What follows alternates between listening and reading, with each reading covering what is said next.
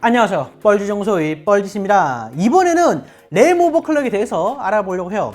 예전에 한번 다뤘던 적이 있는데 그때는 인텔 시스템에다가 3200CL16 하나로만 알려드려서 이번에는 라이젠 3세대 위주로 알려드리려고 해요. 참고로 램 오버클럭은 현재 인텔은 Z보드에서만 가능, 라이젠은 모든 메인보드에서 램 오버클럭이 가능합니다. 이번 영상은 당연히 DDR4 기준이고요. 제가 사용한 램은 V컬러의 블랙 25600 램이에요.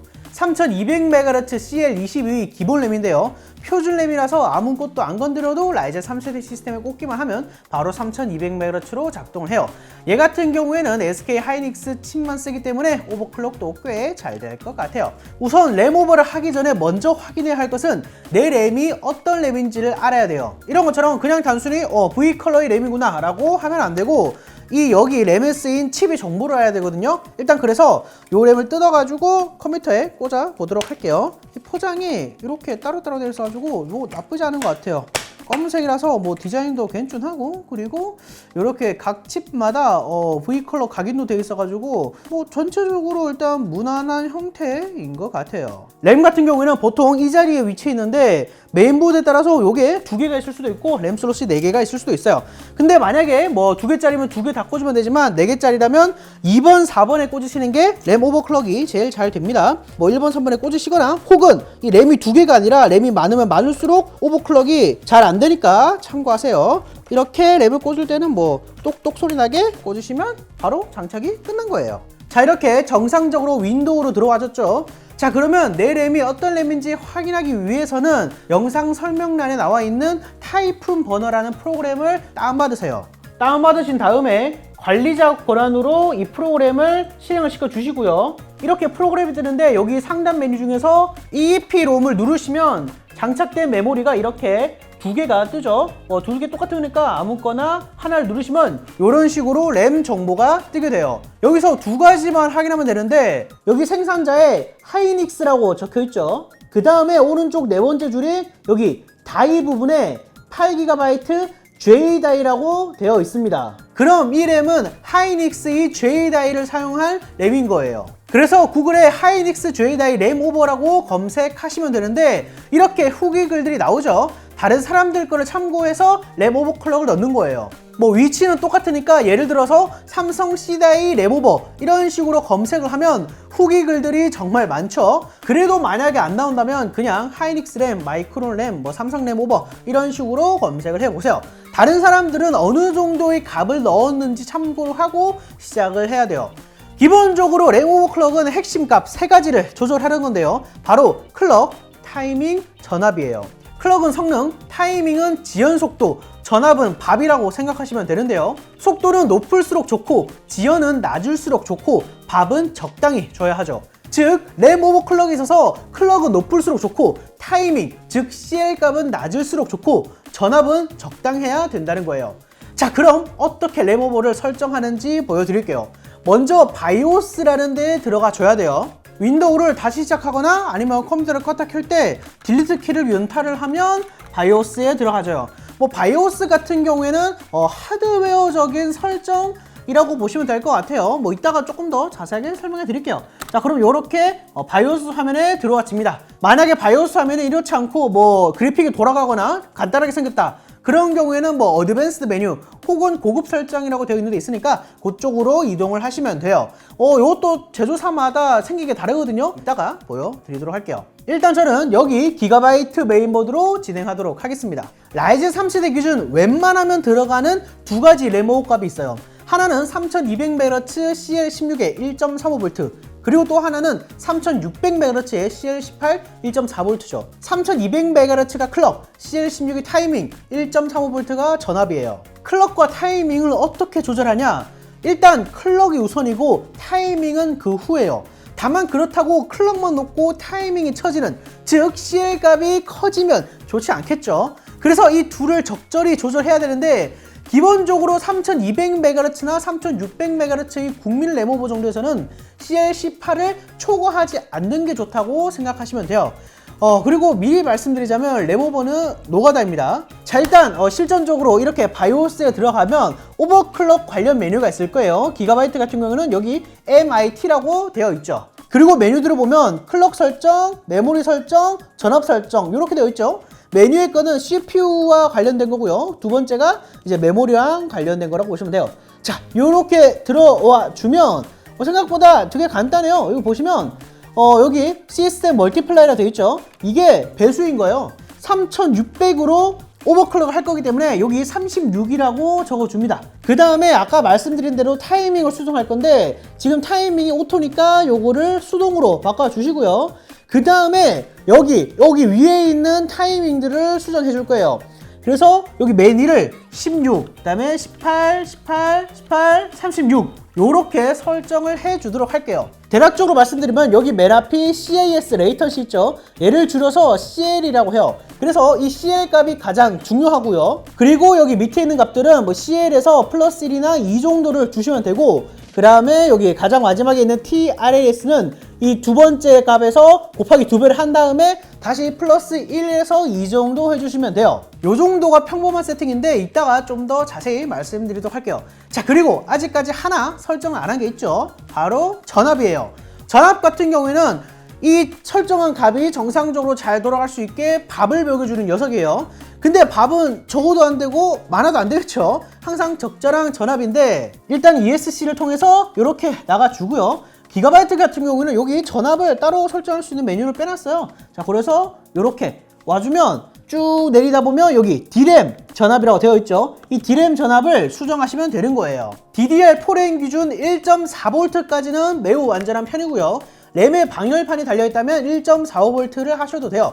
뭐 사실 방열판이 없어도 1.45V 정도는 상관이 없는데 여러분들이 케이스 쿨링이 어느 정도인지 모르니까 이 정도로 말씀드릴게요. 자, 일단 저는 뭐 1.4V로 설정을 해주도록 하겠습니다. 자, 그럼 이렇게 램 오버클럭이 끝난 거예요. 굉장히 간단하죠? 자, F10을 누르면 저장하고 나가기거든요. F10을 눌러서 저장하고 나가기, 혹은 여기 위에 메뉴들을 쭉 보면 Save and Exit라고 되어 있어요. 자, 그래서 이렇게 누르면 저장하고 이제 윈도우를 다시 불러오죠.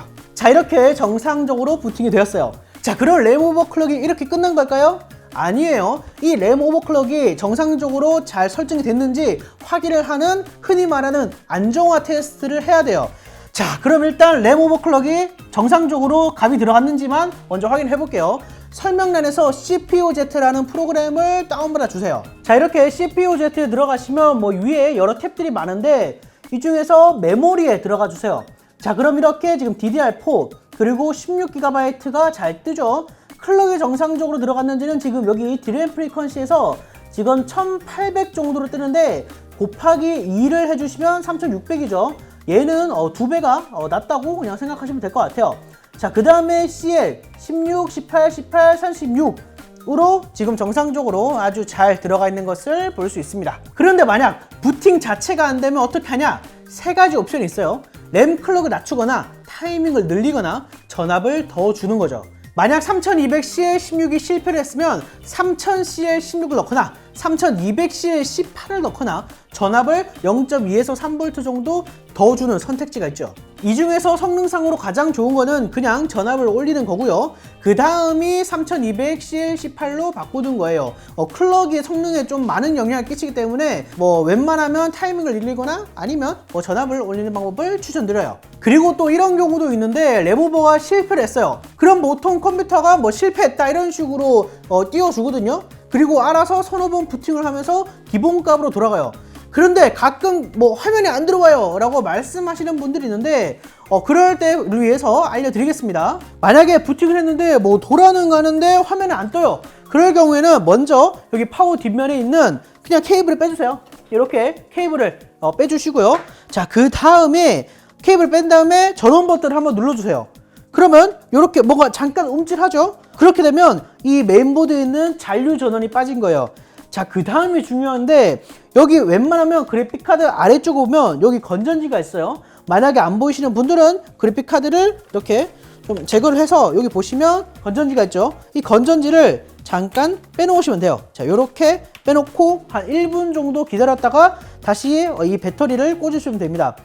메인보드 같은 경우는 이 설정값이 배터리를 이용해 가지고 이제 저장이 되기 때문에 전류가 인가되지 않으면 이 저장된 설정이 날아가거든요. 램 오버클럭이 실패했다는 거는 설정값이 이 램에 맞지 않았다는 뜻인데, 이 설정값만 다시 기본값으로 바꿔주면 다시 메인보드가 부팅이 되는 거겠죠. 뭐 대충 그렇게 생각하시면 될 것 같아요. 자, 그리고 다시 이렇게 그래픽카드를 꽂아주고 전원을 탁 넣어주면 부팅이 다시 되겠죠. 이렇게 해서 컴퓨터를 켜게 되면 이렇게 바이오스가 초기화됐습니다. 뭐 다시 설정을 해주세요. 이런 식으로 창이 뜨게 되는 거예요. 그래서 다시 램 오버클럭값을 뭐 설정해 주거나 아니면 램 오버 그냥 포기할래 하면 아무것도 안 건드린 상태에서 그냥 저장하고 나오기를 누르시면 돼요. 자, 아무튼 이런 과정을 거쳐서 부팅이 됐으면 그걸로 성공이냐? 아니에요. 이게 램 오버클럭이 설정을 임의로 바꾼 거기 때문에 얘가 안정적인지 불안정적인지 확인을 해야 돼요. 그리고 그 확인하는 프로그램도 마찬가지로 설명란이 있는데 TM5, 뭐 테스트맨5라는 프로그램이 있어요.